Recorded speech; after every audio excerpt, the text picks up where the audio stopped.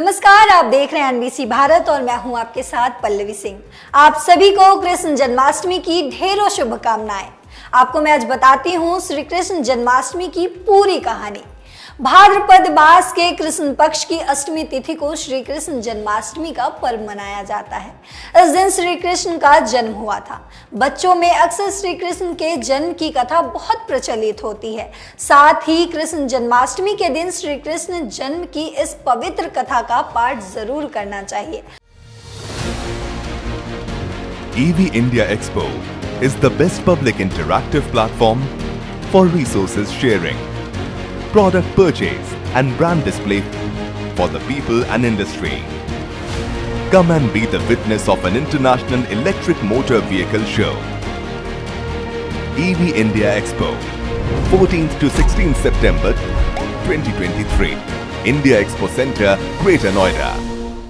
अक्सर माँ, दादा, दादी अपने बच्चों, पोतों, पोतियों को श्री कृष्ण की बाल लीलाओं के बारे में बताती हैं और उनकी इस रोचक कथाओं को सुनकर आज भी बच्चे इसका आनंद लेते हैं और उनकी शिक्षाओं को जीवन में उतारने का प्रयास भी करते हैं।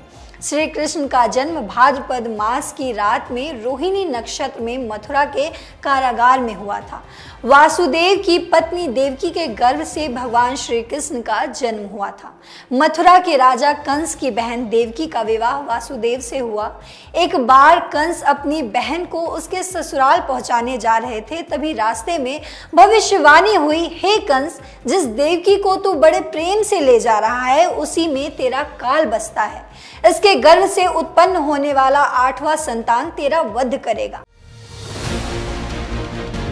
EV India Expo is the best public interactive platform for resources sharing, product purchase and brand display for the people and industry. Come and be the witness of an international electric motor vehicle show. EV India Expo, 14th to 16th September 2023, India Expo Center, Greater Noida. Kans ने इसके बाद देवकी के पति वासुदेव को मारने की उपाय लगाई।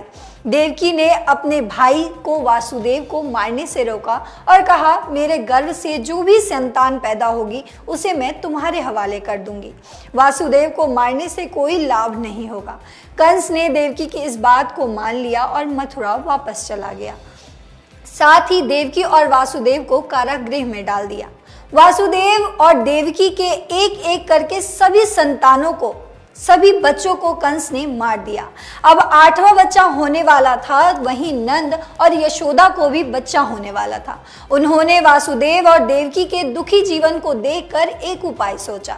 संयोग से यशोदा के गर्भ से एक कन्या ने जन्म लिया जो माया थी। श्री कृष्ण के जन्म के वक्त प्रकाश हुआ, शंखनाद हुआ और चतुर्भुज भगवान प्रकट हुए।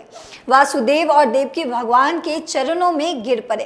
तभी भगवान ने पुनः नवजात शिशु का रूप धारण कर लिया और वासुदेव जी नंद जी के घर वृंदावन में श्री कृष्ण को सुलाए।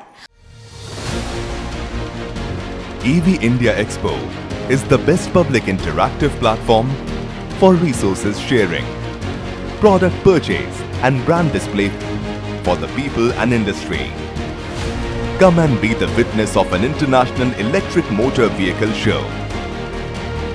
EV India Expo, 14th to 16th September 2023, India Expo Center, Greater Noida.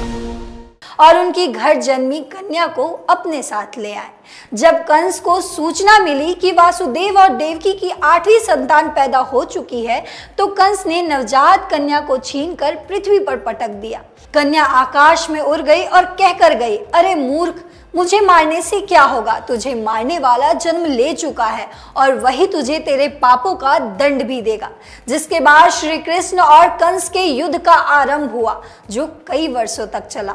आज श्री कृष्ण जन्माष्टमी के दिन हम कान्हा जी को बड़े ही प्रेम से याद करते हैं, उनकी पूजा और आराधना करते हैं। बच्चों में कृष्ण और राधा बनने की अलग ही उमंग देखी जाती है। साथ ही मथुरा, बरसाना, वृंदावन, इन जगहों पर खास अंदाज में पूजा आराधना होती है।